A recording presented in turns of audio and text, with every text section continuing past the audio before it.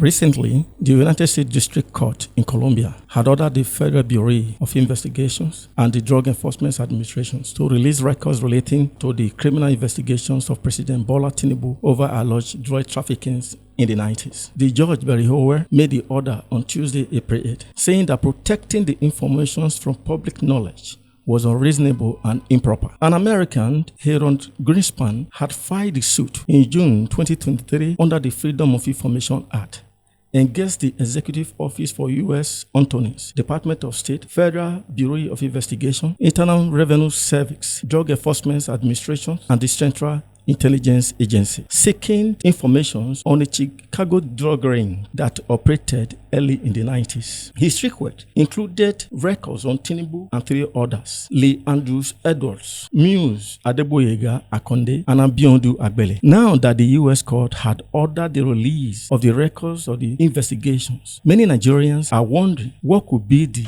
general implications, legally and politically, on Tinubu as it relates to his presidential re-election bid in 2027. VOS TV went to the street to seek public opinion on this matter. The fact is that ship has sailed on.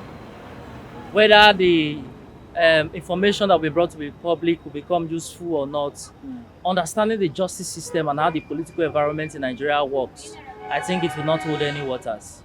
It's already the president, we have to deal with it. I think the only time we have to interpret or change or agree or disagree to whatever will be brought to public will be the next election time, if our vote will still count. I think that's the only thing. But saying the information coming to the public, if it will not matter. Now that there is a resolution by the court in America and a further statement of the FBI with no documents affirming those allegations against Tinubu, it creates an highway of how the litigation towards the next presidential election will be, because those accusations, those allegations may not hold water any longer.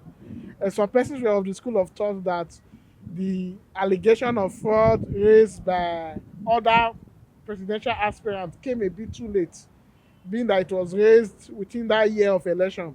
But now that it is done well before the election, the controversies and everything surrounding that, whether before the argument was a fake CTC of judgment, is an original CTC of judgment, all of those controversies will not exist this period of time. I think these are issues which we can term pre-election matters.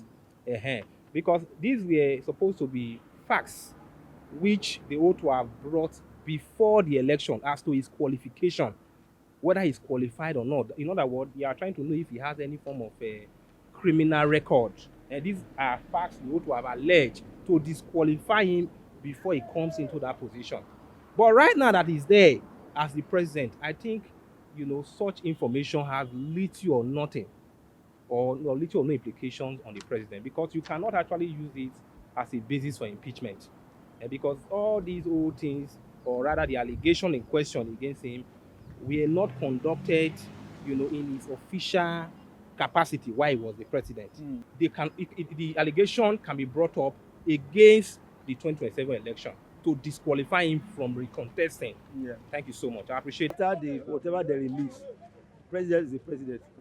For now, Tinubu, maybe after his tenure, the implication is that they might jail him or he might have another thing to do. But now, because the things that follow him now, they can't do him anything. The implication is that automatically it means the person you're putting out there cannot be trusted with what you because basically as a citizen they are there on trust to hold your to probably feed you with what they have. Now it means right now that they cannot be trusted because one, the records upon which they have which they came on board was actually very faulty. Anything that is built on faulty ground cannot now hold ground. Denix Ubodian reporting for VS TV.